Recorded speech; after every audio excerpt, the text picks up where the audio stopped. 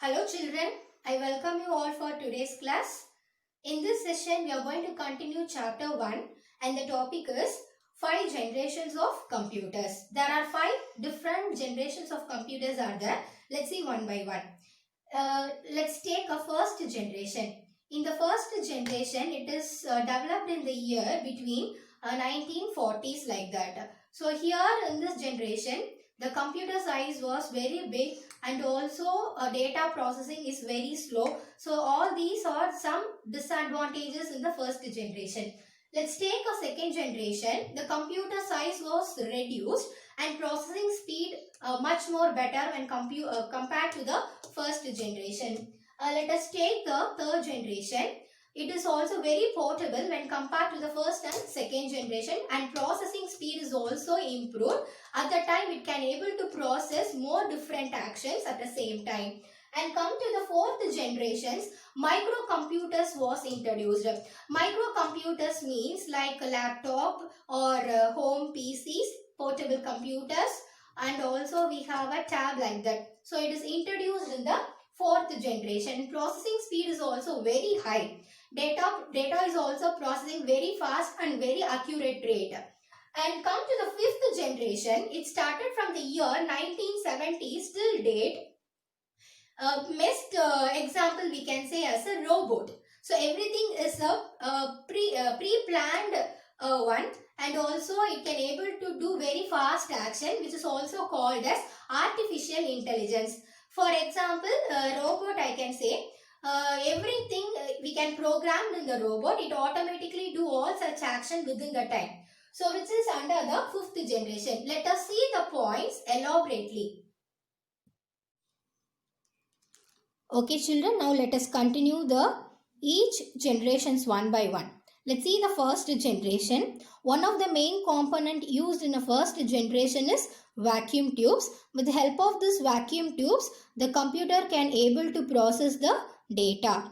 So let's see the points. The first point is unreliable. Unreliable means you are not able to trust the accurate result. It can able to produce only approximate result, not accurate result. Sometimes data can be lost due to the overconsume of electricity. Due to this, sometimes malfunction to the computer. Sometimes it can also able to burst out the computer because of consumed lot of electricity. And one of the disadvantages is very costly also. And so it due to overheat, we can able to make some arrangement of air conditioner because able to cool the computer. And also slow process of input and output device, able to process the data very slowly. And also look at the size of the computer, it is very huge. We cannot able to move one place to another place. Let's see the example of this first generation is electronic numerical integrated and computer. That is the name of the computer which is used in the first generation. Another one type is universal automatic computer. So these are the important points we can know about in first generation. Let's see the second generation. In the second generation, vacuum tube is replaced by transistor. The size is also reduced when compared to the first generation. So due to this size is reduced in the main component, the size of the computer is also very small when compared to the first generation. And also we can able to trust, we can get a correct output and also very fast to process the data. When compared to the first generation, the size is also reduced and also reduced less heat. And also we have a less electricity to provide to process the data. But still it is very costly, and also we need air conditioner to cool the computer. These are the examples of the second generations of computer. IBM 1401. So this is some series are given. IBM means International Business Mission. One of the organization able to innovate these different types of second generations computer. And RCA 501, these are the different names of the computers. Honeywell is another organization or institution able to produce the second generation computers. Let's see the third generation.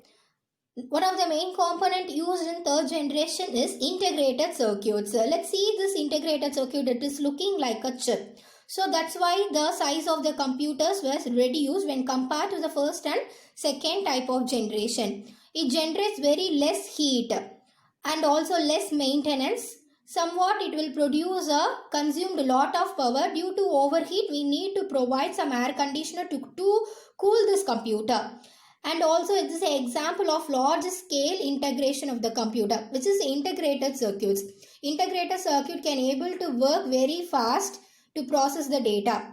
So it also produce or consumed less electricity. Smaller in size. See the picture of the computer when compared to the first and second generation, the size is reduced. Very fast to process the data still, but it is very costly. And also more reliable. Reliable means we can able to trust the correct output performed by this computer. Let's see the example.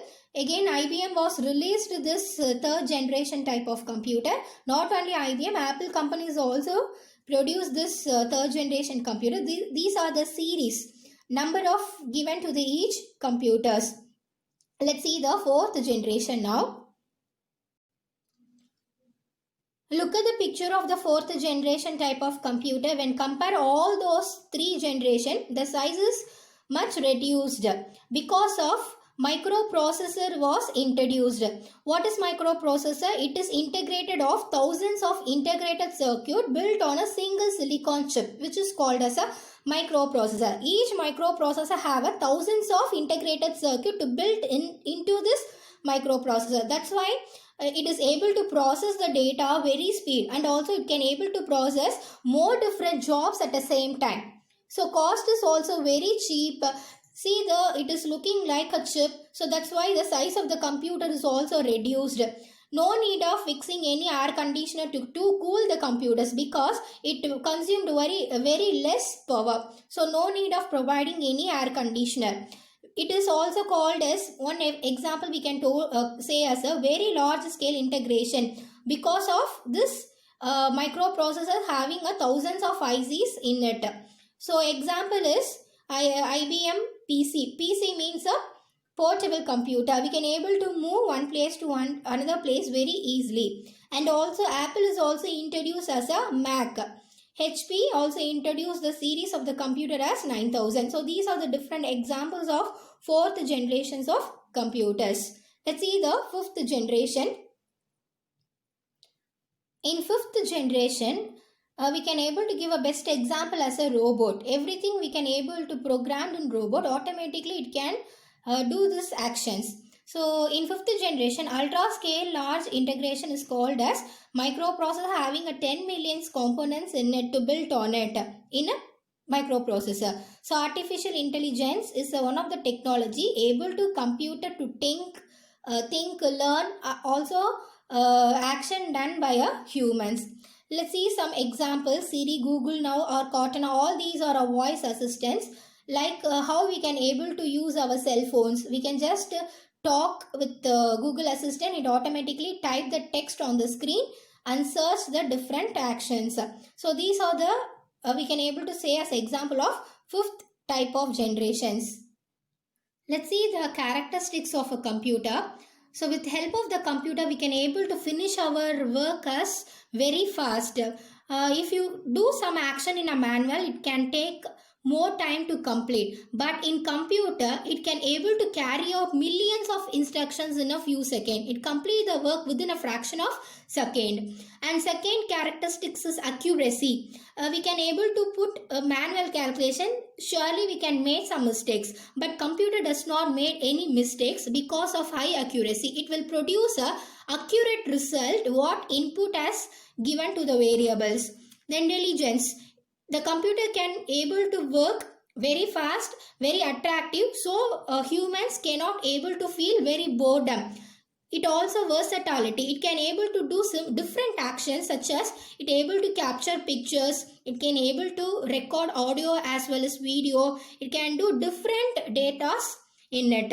So it is why that is why it is called as a versatility. We can also able to store millions of instructions in a computer. So high storage. It can able to go on megabytes, gigabytes and terabytes and so on. Iota, zeta, we can have different 8 levels in memory capacity. So terabytes, zeta, iota and all different storage capacity in the computer. Then it will able to do a multitasking. At the same time, it can able to do different actions. Say for example, we can able to listen the music, at the same time we can able to read the mail, or you can type the some letters in a document, etc. So multitasking one. So all these are called as a characteristics of computers. Let's see some limitations. Limitation, which is nothing but a disadvantages. The computer does not have any feelings like a human. So human being, we have some feelings. So but computer, it is a machine, so does not have any feelings like humans. 24 hours it can able to work. It is fully dependent instruction given by the humans. So it does not think by own. Every instructions is given only by the humans. It cannot think by itself. It not able to take a own decision. So only the instruction given by the human being, the computer can done all the works within a fraction of a second. So these are some of the limitations of the computer. Okay children, that's all for your first lesson. So please complete your exercise with the help of the instructions. Go through the lesson properly, complete your 1 marks. Thank you so much.